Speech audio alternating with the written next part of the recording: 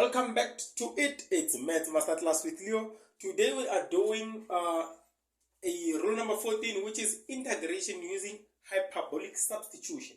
So today we are doing hyperbolic substitution. When they say integrate something like this, when you have to integrate something like this, right? They say integrate that in terms of dx, right? So now, when they say integrate something like that in terms of dx, what are you going to do? You use integration, you use what you call hyperbolic substitution sign, right? You use what you call hyperbolic substitution sign. And remember, when you say let x be a hyperbolic sign theta, this, when you differentiate this, you're going to get a hyperbolic cos theta, right? Why do we really have to differentiate this? Because we want to remove this. We want to remove that dx, and the only way to remove that dx is by letting dx be the subject of the formula. And the only way to let dx be the subject of the formula is by differentiating that. That is the only way we will have dx. Then dx is equals to d theta multiplied by a hyperbolic cos of theta, right? So now substitute back everything there. I'll have the integral of what? Square root of, where there's x, I substitute this. I'll have a hyperbolic sine theta squared plus a squared d theta multiplied by a cos of theta, right? That is what I'm going to have. Now, when I have that, I'll have the integral of a square root of a squared sine squared, or hyperbolic sine squared theta plus a squared. Not forgetting my d theta multiplied by a cos of theta, right? Not forgetting that. Now, when I have this, I'll just say the integral of this is going to give me square root, okay, square root, take out a common factor which is a squared into hyperbolic sine squared theta plus what? Plus hyperbolic, okay, plus 1, right? Because I said this a squared, I'm left with this, a squared, I'm left with 1. Multiply by d theta, multiply by cos, or multiply by a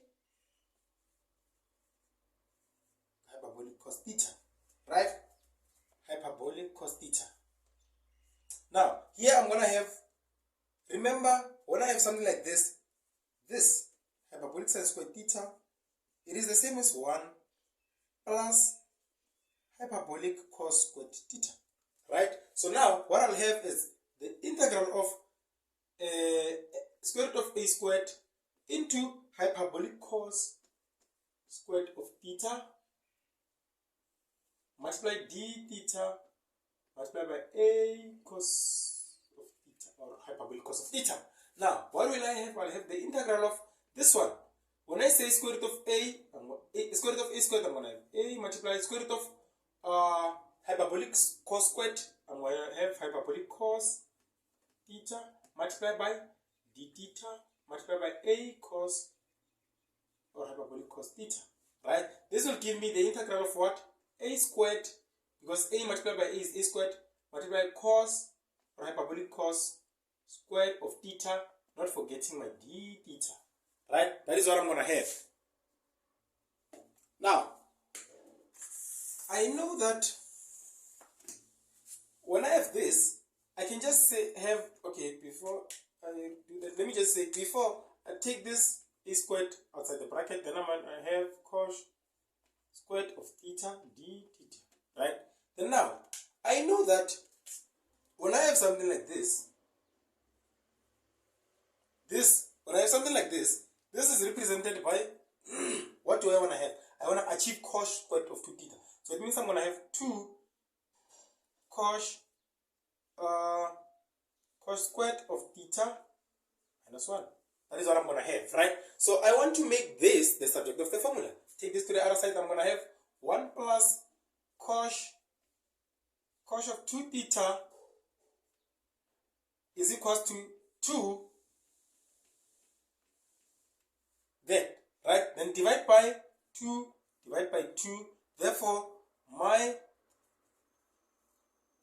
squared theta is equals to 1 plus cos 2 theta over 2. Right? This is what I'm going to have. Now, I want to substitute this thing here. Then I'll have a squared integral of what? Of 1 plus hyperbolic cos 2 theta over 2. That is what I'm going to have. Now, when I have it like that, what am I going to do? When I have it like that, I'm just going to say, erase here, quick fast. I'm going to have a squared over 2. I'm taking this 2 here so that I don't like dealing with fractions. I'm left with 1 plus cos or hyperbolic cos 2 theta, right? Then, now I want to integrate this. I'll have a squared over 2. When I integrate this, it's a constant.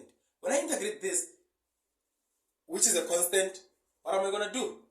When I integrate the constant, I'm going to have theta, right?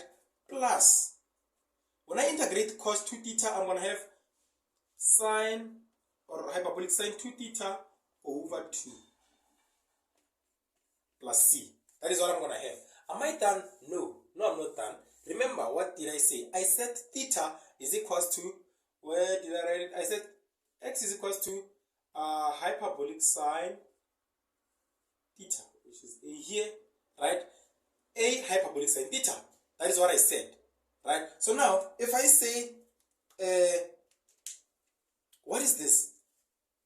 Can I integrate this? Can I substitute this directly? No, I can't substitute this directly, but I know that this one can be represented by 2 sine of or cos of theta, right? It can be represented by that. So I need to substitute it there and say here, what am I going to have? I'm going to have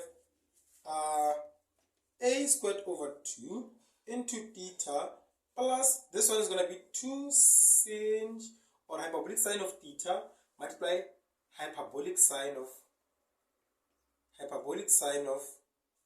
cos of theta all over 2 plus the value of c.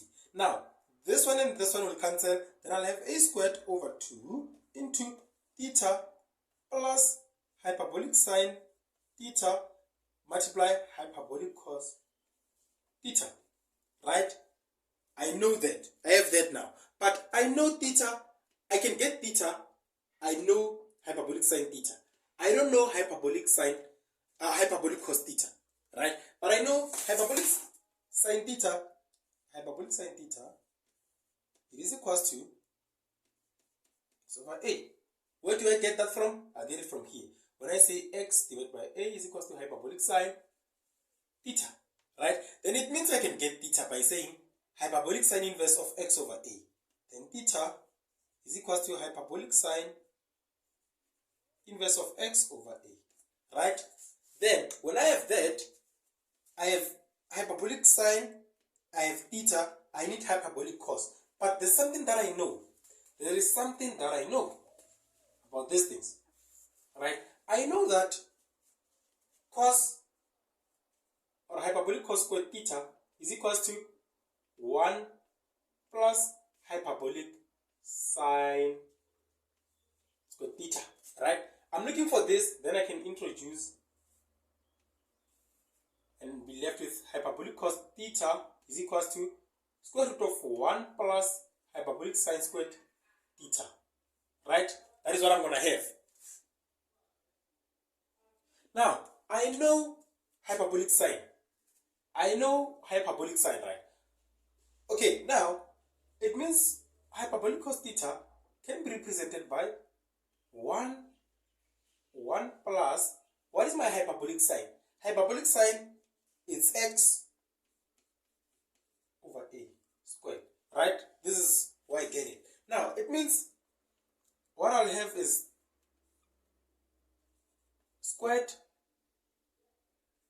1 into this is going to give me a squared a squared into a squared is going to give me a squared multiplied by x squared, it's plus x squared. Right? This is my hyperbolic sign. Now I need to substitute everything that I got. I have the hyperbolic sign, I have theta, I have hyperbolic sine theta, I have hyperbolic cos theta. Right? So now I can substitute everything and then get my solution. Now I'm going to have a squared over 2 into theta. What is theta? It is hyperbolic sine inverse of x over a. Right? Plus, what is hyperbolic sine? It is x over a. Right? What is here? This one, I have the square root of a squared plus x squared all over a. Right? Because this one, the square root of a squared is a. This is what I have. Not forgetting my plus c. Now I can further simplify this and get a squared over 2 hyperbolic sine inverse of x over a plus a squared over 2 multiply x root of a squared plus x squared all over this one, and this one is going to give me a squared. Right? And then this one and this one will cancel. What I'll be left with is a squared over 2 hyperbolic sine inverse of x over a plus x over 2 root of a squared plus x squared plus c. That is what I'm going to have. That is my solution. Right? So now let's get a question and treat it. Okay, I got us a very simple question. You just have to, it's up to you if you're gonna go through all the steps using this. You can just take this and go through all the steps that we did and get a final answer which is something of this nature, or you can just say, in this case, let this 9 represent a. So a squared is equal to 9, right? So therefore a is equal to 3. Therefore I can just substitute here and have, where there's a squared, I substitute 9 over 2. Hyperbolic sine inverse of what? X over a is 3. Plus x over 2 root of x squared plus a is, okay, a squared is 9 plus c. There's the solution. So even if you go through all those steps that we did when explaining x squared plus a squared, you have to arrive at an answer that is similar to this one, right? You have to arrive at the answer similar to this one. Hope you can just try to go through all the steps using what we did here, and then comment down if you get the same answer. I'm sure you're gonna get the same answer if you follow the correct way. Thank you very much for watching rule number 14. Check out rule number 15 and rule number 16, and have a wonderful day. Tango!